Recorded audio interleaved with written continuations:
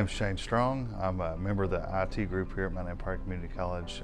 I just wanted to give my tech tip about rebooting your computer, why it's important, and other things that could go wrong if you don't, and say power goes out or whatever. But basically, it's good to reboot your computer because Microsoft will push out updates, security updates, just different things to keep the computer running smoothly and making sure there's no exploits. It's good to reboot if you can every day, but if you can't every day, probably about once a week. So sometimes it'll reboot and it won't tell you there's an update, and there'll be an update. It's good to do it at the end of the day whenever you're done with anything you've got. Make sure you've got everything backed up. But sometimes it can take 5 minutes, sometimes it can take a couple hours. But Microsoft pushes out a security update that checks all the firmware on the computer, and sometimes they'll have a critical update.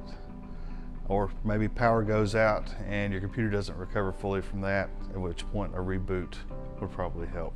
So I'm just going to go and demonstrate. I mean, it's pretty straightforward. You go to Start and restart the computer.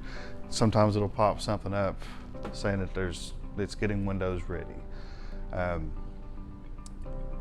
Also, we have these docks because we'll have a laptop hooked to a docking station. This is an older HP G2 model. These are computers too, so they need to be rebooted from time to time, which they don't have a power button that actually reboots them. You'll just have to pull power from it and then wait about 20 seconds, which I'm not going to wait 20 seconds, and then plug it back in. And then it takes them a few seconds to reboot.